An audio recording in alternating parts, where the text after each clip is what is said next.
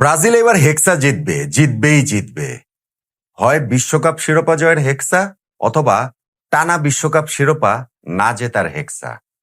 এবং প্রথম ম্যাচটা মরক্কোর সঙ্গে যেইভাবে ব্রাজিল খেললো, তাতে করে ওই না জেতার হেক্সা পূরণ হওয়ার সম্ভাবনা কিংবা আশঙ্কাটাই প্রবল। হলুদ রঙের জার্সিতে ভীষণ রকম বিবর্ণ এক ব্রাজিলকে আমরা আসলে দেখলাম। তাও তো তারা দ্বিতীয়ার্ধে একটু গুছিয়ে নিয়েছিল। প্রথমার্ধে শুরুটা মরক্কোর সঙ্গে যেভাবে করেছিল, তাতে করে এই ম্যাচ যে ব্রাজিল হার এড়িয়ে বেরিয়ে আসতে পারবে বোঝা যায়নি, ভাবা যায়নি। ভিনিসিয়াস জুনিয়রের একটা ম্যাজিক্যাল গোল সত্ত্বেও ব্রাজিলের যে পারফরমেন্স, সেইটা সমর্থকদের খুব একটা আশাবাদী করার কোনো কারণ নেই।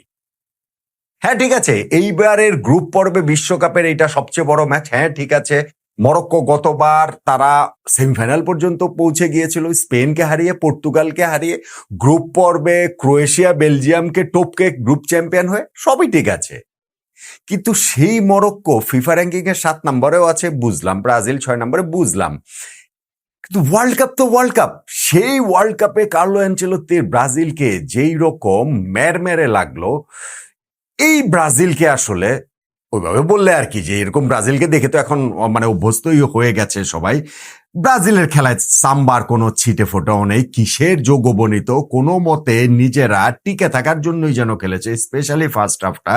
সেকেন্ড হাফে তারপরেও কিছুটা ম্যাচের নিয়ন্ত্রণ নিয়েছিল, কিন্তু ব্রাজিলিয়ান ফুটবলে যে ফ্লেয়ার, সেইটার যেমন ছিটে ফোটা দেখা যায়নি, ঠিক তেমনি ভাবে এই ম্যাচটা ব্রাজিল জয় ডিজার্ভ করতো, এইটাও জোর গলায় বলার কোনো উপায় নাই। দেখেন, গত বিশ্বকাপের প্রথম ম্যাচ কিন্তু আর্জেন্টিনা হেরেছিল সৌদি আরবের কাছে, তারপরে তারা বিশ্বকাপ জিতেছে না। ওয়ার্ল্ড কাপের প্রথম ম্যাচ মরক্কোর সঙ্গে ব্রাজিল ড্র করেছে, এটা এন্ড অফ দ্য ওয়ার্ল্ড না, ডেফিনেটলি না।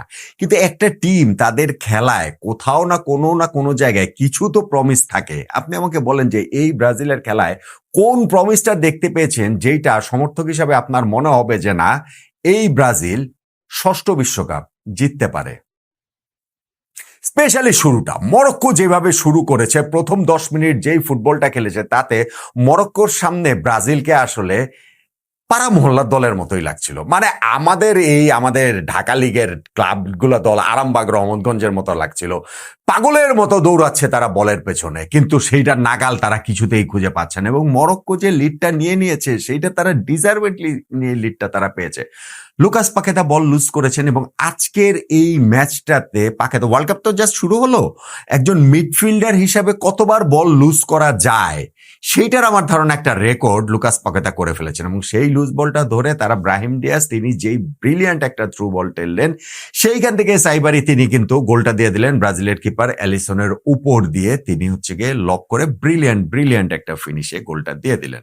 গোল খাওয়ার পরও যে ব্রাজিলের সম্বিত ফিরবে, আসলে কিন্তু ফেরেনি, বরং গোল খাওয়ার ঠিক আগ মুহূর্তে ওই যে ভিনিসিয়াস ম্যাচে যাকে কেবল তার আগ পর্যন্ত দেখা যাচ্ছিল না, তিনি লেফট সাইড থেকে ঢুকে যেই ক্রসটা করেছিলেন, সেইখানটাতে ইগোর তিয়াগো, ব্রাজিল যাকে গিয়ে সেন্টার ফরওয়ার্ড হিসেবে খেলিয়েছে, প্রপার নাম্বার 9 হিসেবে খেলিয়েছে, যেটা আমি বলেছিলাম ব্রাজিলের খেলানো উচিত, কিন্তু ভেবেছিলাম যে খেলাবে না, সেটা খেলেছে। কিন্তু ইগোর তিয়াগো সেটা আসলে প্রপার কানেক্টটা আসলে করতে পারলেন না, ওই চান্সটা ব্রাজিলের মিস হলো। মরক্কো কিন্তু একের পর এক প্রেসার ক্রিয়েট করেই যাচ্ছিল। ব্রাজিল মিডফিল্ডের 3 জন রাখা সত্ত্বেও দখলটা পাচ্ছিল না। পাবেটা কিভাবে? কারণ সেই 3 জনের একজন পাকেতা, তিনি তো একের পর এক বল লুজই করছিলেন, কোনো একটা পজিশন ধরেও আসলে তাকে দেখা যাচ্ছিল না, ইন্টারচেঞ্জ করছিলেন পজিশন ওইখানটাতে। আপনি গিয়ে রাফিনিয়া মাঝে চলে আসছিলেন, আবার যখন ভিনিসিয়াস মাঝে আসছেন তখন রাফিনিয়া ডানে চলে যাচ্ছেন, সেই কারণেও পাকেতার একটুখানি প্রবলেম হয়েছিল। কিন্তু স্টিল ব্রাজিলের ওই জায়গাটাতে তারা আসলে খুবই নড়বড়ে ছিল। গোলটা যে ব্রাজিল দিয়েছে সেইটা একেবারে ইন্ডিভিজুয়াল ব্রিলিয়ান্সে, ওইটা ভিনিসিয়াস জুনিয়রের একটা ম্যাজিকে। ব্রুনো গিমেরেসের সঙ্গে তিনি 1-1 করার পর বলটা যে পেলেন, এবং পাওয়ার পর কাটব্যাক করে তিনি যেভাবে ভিতরে ঢুকলেন, স্পেসটা ক্রিয়েট করে যে কামানের গোলার মতো শটটা করেছেন, সেইটা ঠেকানোর সাধ্য আসলে মরক্কোর গোলকিপারের ছিল না। এখন এরকম মোমেন্টও তো কখনো ইন্সপায়ার করে না পুরো দলকে, কিন্তু ব্রাজিল দলের ক্ষেত্রে সেটা দেখা যায়নি। বরং সেকেন্ড হাফটাতে তারা যখন কাসেমিরোকে বদলি করে এইখানটাতে ফাবিনোকে নামিয়েছে, এবং ইবেনেসকে বদলি করে দানিলোকে নামিয়েছে, এবং দুইটাই মোরলেস ফোর্স চেঞ্জ, কেননা এই দুইজন ইয়েলো কার্ডে ছিলেন। সো ব্রাজিল কোচ আনচেলোত্তি যে ঠিক কোন প্ল্যানটা নিয়ে এই টিমটাকে আসলে খেলাতে চেয়েছেন সেটা বোঝা যায়নি।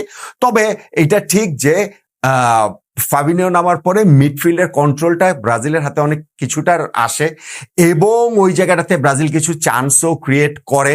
স্পেশালি আপনি যদি ধরেন যে রাফিনিয়া ভিনিসিয়াস জুনিয়র তাদের কিছু কম্বিনেশন প্লে ছিল, যেখানটাতে রাফিনিয়া একবার একটুখানি টোপক থেকে একটা দূরে ছিলেন, লুইস এনরিকের ক্ষেত্রেও একটা হয়েছে যে ওইরকম একটা টোপক থেকে তিনি দূরে ছিলেন, আর আরেকটা জায়গায় রাফিনিয়ার শটটা সরাসরি কিপারের কাছে চলে যায়।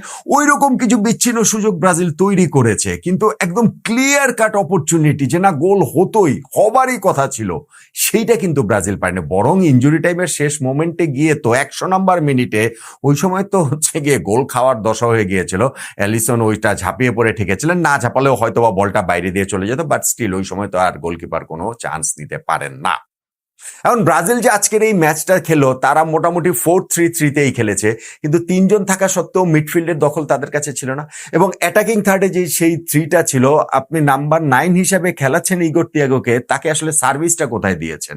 তাকে যে কাঠগড়ায় দাঁড় করাবেন, উপায়টা কোথায়? সার্ভিস তো আমি ওই যে একটা বল ভিনিসিয়াস দিয়েছিলেন, হেডটা যার করা উচিত ছিল খেলা যখন নিলেন, এর বাইরে তো খুব প্রপার সার্ভিস তো আসলে এই ইগোর তিয়াগোর দিকে দেয়া হয়নি। এবং ভিনিসিয়াস তার জায়গা থেকে সর্বোচ্চ চেষ্টা করেছেন। আমার কাছে বরং মনে হয়েছে এই টিমটার মানে তালিসমান হচ্ছে গিয়ে ভিনিসিয়াসই, তিনি আসলে নেইমার হয়ে ওঠার চেষ্টা করছেন। নেইমার ছিলেন মাঠের পাশে ছিলেন, তিনি দলকে চেষ্টা করেছিলেন উজ্জীবিত করতে, উত্তেজিত হয়ে যাচ্ছিলেন, যেইটা নেইমারের ক্যারেক্টার। কিন্তু ব্রাজিলের যেই খেলা, এই খেলা দেখে আসলে মনেও রোমাঞ্চ ছড়ায় না, শুধু শুধু বড় বড় কথা বলেও লাভ নাই। ব্রাজিলের এই দলটা আসলে ওয়ার্ল্ড কাপে খুবই খুবই খুবই বিবর্ণ একটা দল। আমি যে তাদের ফেভারিট র্যাঙ্কিং এ 6 নম্বরে রেখেছি, সেইটা প্রথম ম্যাচ শেষে অন্ততপক্ষে বলার উপায় নাই যে ওইটা আসলে খুব খুব খুব ভুল। ব্রাজিল এই জায়গা থেকে ওয়ার্ল্ড কাপ হিস্ট্রিতে রয়েছে যে না, প্রথম ম্যাচে এরকম, আমি কতবারের কথাই বললাম, আর্জেন্টিনা ফার্স্ট ম্যাচ হারার পরে তো বিশ্বকাপ জিতেছে, সৌদি আরবের মতো দলের কাছে হারার পর জিততে পারে, ব্রাজিলের ক্ষেত্রে সেটা হতে পারে, কিন্তু সেই জন্য আসলে হিউজ হিউজ হিউজ ইমপ্রুভমেন্ট লাগবে এবং সেই জন্য একজন ম্যাজিশিয়ান লাগবে, যেই ম্যাজিশিয়ান হবার প্রতিশ্রুতি হয়তো বা ভিনিসিয়াসের খেলায় আজকের তো অ্যাটাকিং থার্ডে ব্রাজিলের বেস্ট প্লেয়ার ছিলেন, কিন্তু এন্ড অফ দ্য ডে গিয়ে আসলে নেইমারকে লাগবে। নেইমার ছাড়া এই ব্রাজিল হেক্সার ধারে কাছেও যেতে পারবে বলে প্রথম ম্যাচ শেষে আমার অন্তত মনে হয় না।